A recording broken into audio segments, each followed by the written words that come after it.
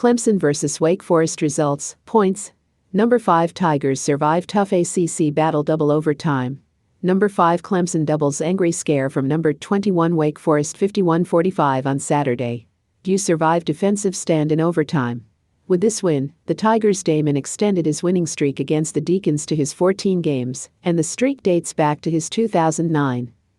DJ Uiagalelei recorded a season-best game with 371 yards and his 5 touchdowns, making him his second-best rusher on the team. As Wake Forest did a good job of putting pressure on the Tigers' starting quarterback, Uiagalelei used his size and strength not only in the running game, but also in keeping the game alive. It was Uiagalelei's ability to connect with receivers in scoring position that proved the difference. His 2 touchdowns in the overtime period allowed Clemson's defense to go make the stand that won the game. This loss hurts for a Wake Forest program that had not only lost 13 straight to Clemson coming into Saturday, but had seen every meeting since 2012 finish with a double-digit margin. Sam Hartman put together a historic and, at times, heroic effort leading the Wake Forest defense, finishing with 337 yards and a school record 6 touchdowns on 24-27 passing. The offense was thriving thanks to Wake Forest receivers winning one-on-one matchups against Clemson's secondary. Jamal Banks had 6 catches for 141 yards and 2 touchdowns, and Donovan Green, back in the rotation after missing 2021 with an injury, added 2 touchdowns as well to lead the aerial attack. Clemson jumped out to a 14-0 lead in the first quarter, but was kept out of the end zone for its next 6 drives, as Wake Forest's defense came up with big third-down stops to force punts and field goals. That's when Hartman and the offense started rolling, eventually leaping to a 21-20 lead early in the third quarter, and extending that lead to 28-20 on subsequent offensive possessions.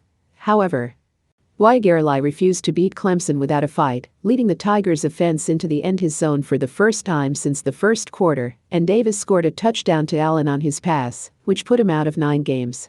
Of 75 yards ended his drive. And Bo, who tied the game at 28-28, made his 2-point conversion his shot against Collins. Goal-scoring runs by the Uiagalelei and Clemson offenses were a preview of what would happen in extra time, but there were a few more goals before those final possessions. Wake Forest marched straight downfield on the next possession to lead 35-28, and Clemson responded directly with a long touchdown on his drive, but Will his Shipley run topped, leading 35-28. We tied the score again. Both teams traded field goals before the end of regulation time, and the game went into overtime 38-38. Everyone scored a touchdown in the first overtime, then Uiagalelei put pressure on Hartman with a touchdown pass to start the second overtime. At this point, the Clemson defense made the game's biggest stoppage at the best time, securing the win and keeping the Tigers as ACC favorites. Here are 3 key takeaways from Saturday's big win at Clemson's ACC Atlantic. 1.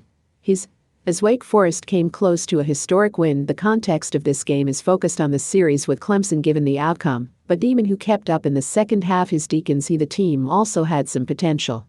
Right program history. Wake Forest are now on a 63-game losing streak to top 10 opponents and have not beaten a top 5 opponent since 1946.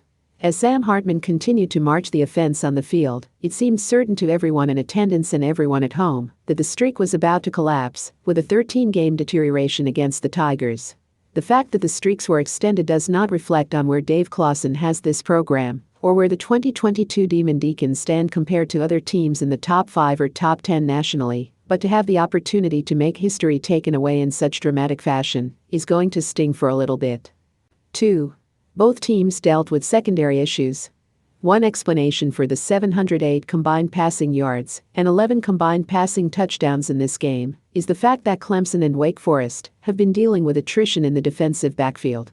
The Tigers were down 2 starters and a key rotation player, while Wake Forest ruled out its top cornerback prior to the kickoff. Wake Forest's wide receivers were feasting on Clemson's young corners, either making big grabs or forcing pass interference penalties, and Clemson had its own success through the air, using the athleticism of players like Joseph Ngata, Bo Collins and Davis Allen to find mismatches and create big plays.